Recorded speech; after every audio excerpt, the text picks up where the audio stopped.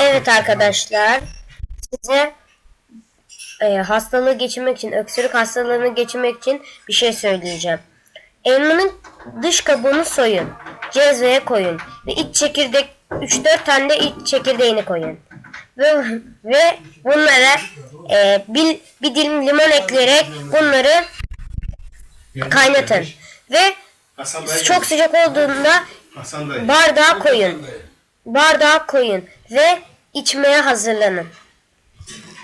Ne diyor?